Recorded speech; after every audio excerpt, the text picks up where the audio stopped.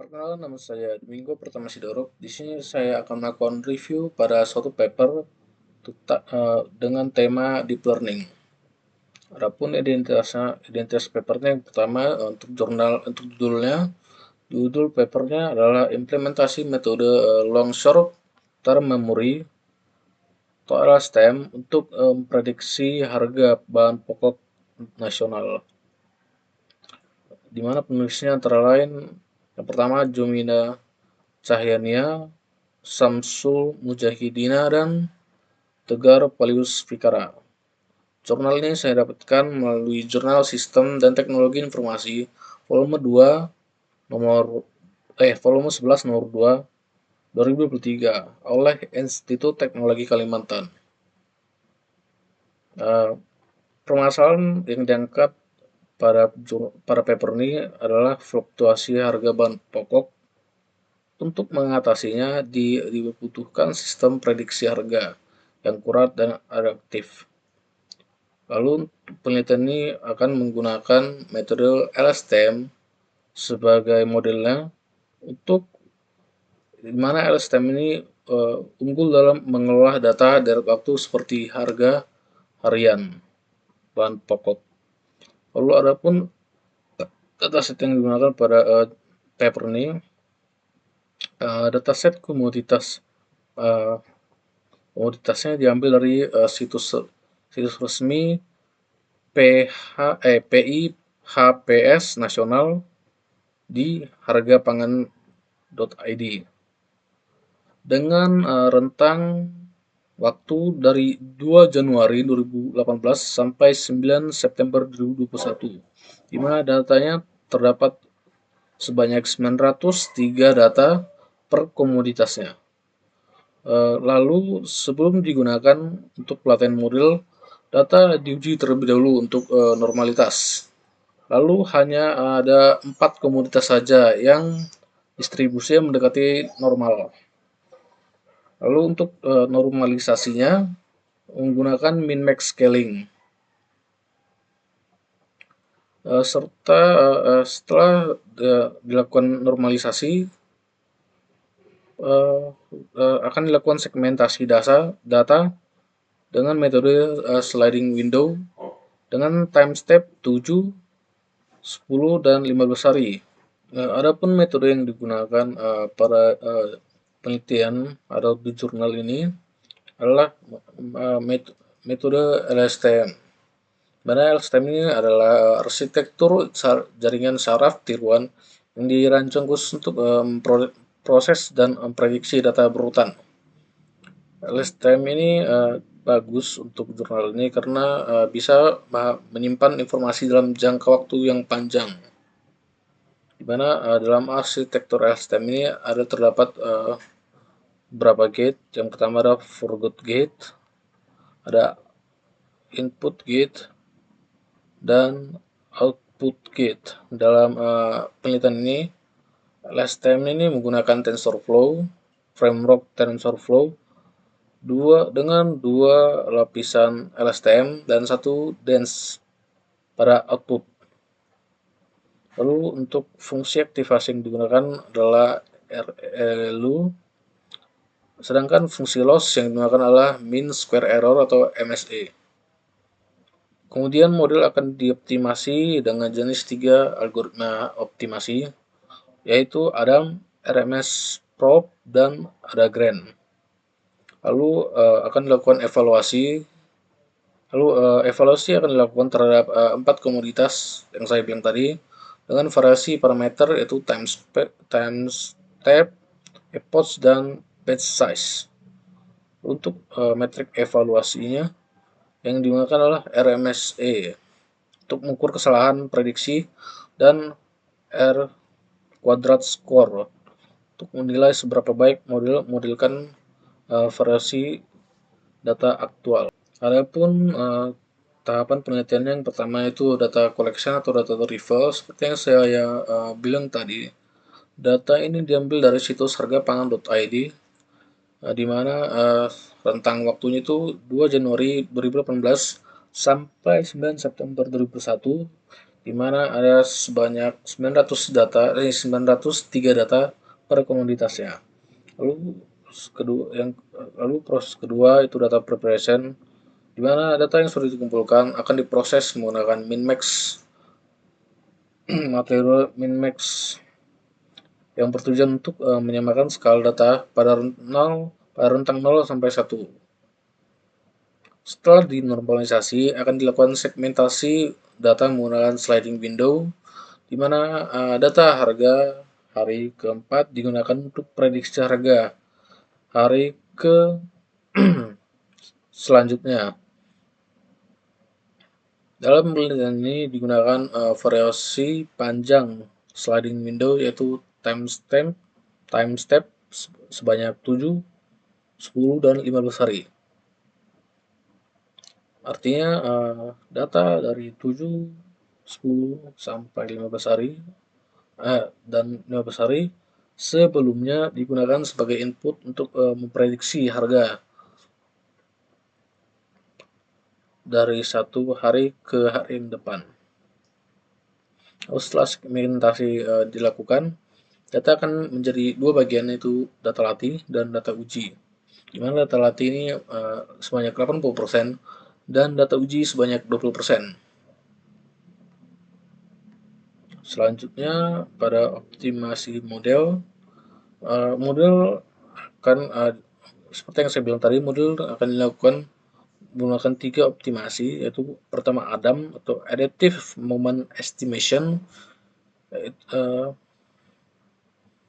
yang kedua ada RMS Probe, dan yang ketiga ada GRAND. Ketiga algoritma ini akan diuji secara menyeluruh dengan beberapa kombinasi parameter. Yang pertama, jumlah epochnya ada 10, 50, dan 100, batch size-nya ada 16 dan 32, dan time step-nya ada 7, 10, dan 15 hari. Kombinasi ini akan menghasilkan 72 skenario yang dijalankan masing-masing komoditas. Selanjutnya pada evaluasi dan visualisasi. Setelah model dilatih, evaluasi akan dilakukan terhadap data uji menggunakan dua matriks, yaitu root mean square error dan R quadrat score.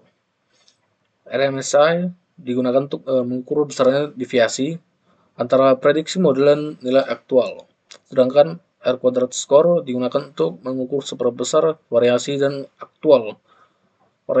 aktual yang bisa dijelaskan oleh model. Jika model dengan R kuadrat mendekati 1, maka akan dianggap baik, karena hampir seluruh variasi data aktual dapat dipresentasikan oleh prediksi. Sedangkan selain evaluasi numerik, peneliti juga menyajikan hasil prediksi dalam bentuk grafik garis yang menunjukkan perbandingan antara harga aktual dan harga hasil prediksi dalam 5 hari ke depan.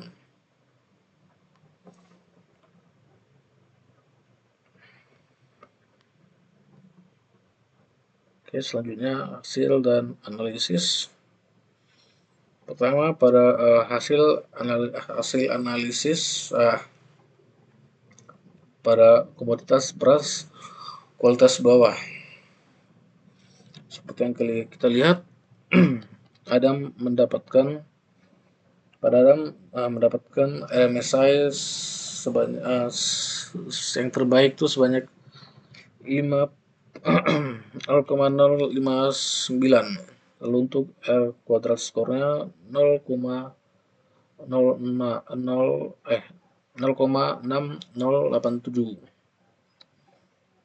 Lalu ada grandnya seperti yang kita lihat ini, dan RMS Probe.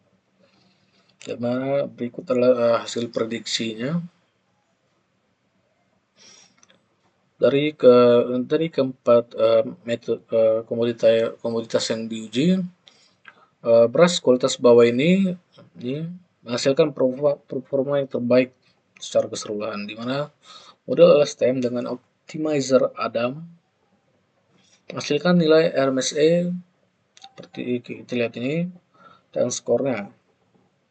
Artinya sekitar 61 variasi harga dapat dijelaskan oleh model yang menunjukkan kecocokan model yang cukup tinggi terhadap data aktual. Prediksi harga 5 hari ke depan ini memperlihatkan kurva prediksi yang halus dan mengikuti tren harga dengan baik. Lalu pada daging ayam segar, kita lihat ini hasil optimasi Adam, ada Grand dan RMS Prop. Lalu berikut adalah hasil prediksinya. Mana bisa kita lihat pada komunitas ini cukup baik ya, walau tak sebaik beras tadi. Dengan optimizer Adam ini, model memperoleh nilai sebesar 0,0497 dengan R kuadrat skor sebesar 0,3258. Ini berarti sekitar 32%, berarti model hanya bisa memprediksi sekitar 32% variasi data aktual. Lalu pada minyak goreng, kita lihat ini hasil optimasi Adam, ada Grand dan RMS Prop. Di mana pada komoditas minyak goreng ini hasil terbaik diperoleh oleh RMS Prop ini sebesar 0,0495 dan R kuadrat skornya 0,4997, di mana sekitar 50% model mampu memprediksi variasi harga dari minyak goreng ini.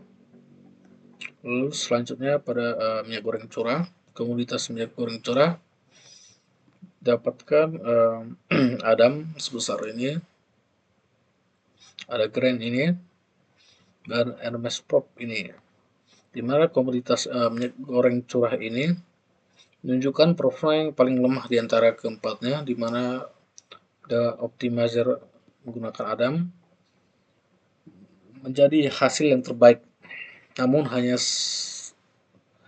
RMS-nya itu dapat 0,0531 dan R kuadrat skornya hanya 0,5308, di mana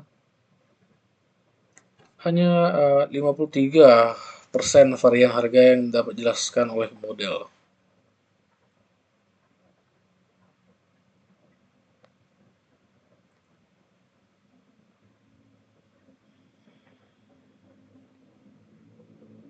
Lalu kesimpulan pada jurnal ini, LSTM efektif untuk memprediksi harga komoditas pangan nasional. Dari keempat komoditas ini, LSTM dengan optimizer Adam memberikan performa terbaik secara keseluruhan. Komoditas beras kualitas bawah menunjukkan hasil yang paling akurat, menunjukkan bahwa model cocok untuk harga dengan fluktuasi stabil atau nilai harga naik turunnya yang stabil. Lalu jika model hasil menunjukkan model menghasilkan RMSI rendah dan R kuadrat tinggi yang menandakan prediksi yang akurat, di mana prediksi 5 hari ke depan mengikuti tren aktual dan realistis.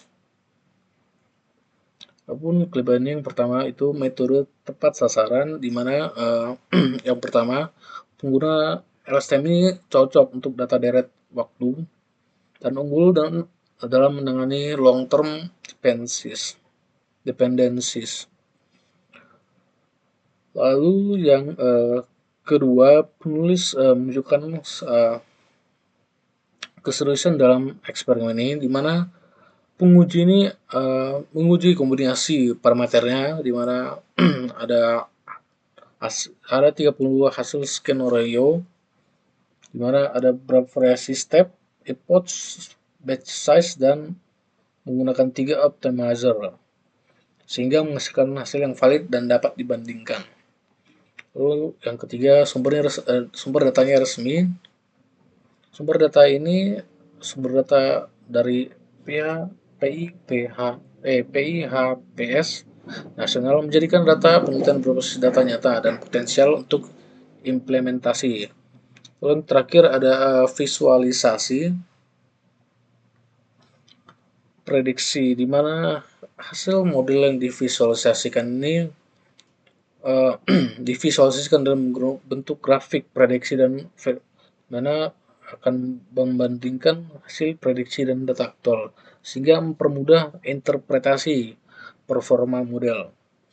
Namun adapun kekurangannya itu yang pertama tuningnya itu gak dijelaskan. Ketidakhadiran metode tuning ini dapat membuat eksperimen terlihat kurang sistematis. Memang penelitian ini menggunakan banyak parameter, namun tetap saja tuning sangat penting agar hasil yang digunakan atau hasil yang diperoleh bisa didapat secara optimal. Yang kedua itu kekurangan selanjutnya itu sistem tidak dibangun dengan mempertimbangkan dinamika eksternal, misalnya itu hari libur, cuaca ekstrim, atau kebijakan distribusi, sehingga menghasilkan model yang rentan terhadap peristiwa tak terduga. Pendapat saya tentang jurnal ini berhasil menjawab tantangan prediksi data ekonomi berbasis deret waktu ini. Penulis juga menyusun eksperimen dengan cukup matang dan memberikan hasil yang mendalam. Saya mengapresiasi penggunaan data nyata tadi dan eksperimen parameter yang sangat luas, yaitu sebanyak 72 eksperimen ya. Secara keseluruhan jurnal ini bisa jadi referensi untuk penelitian selanjutnya dan untuk pengembangan sistem cerdas berbasis data di sektor pangan dan ekonomi.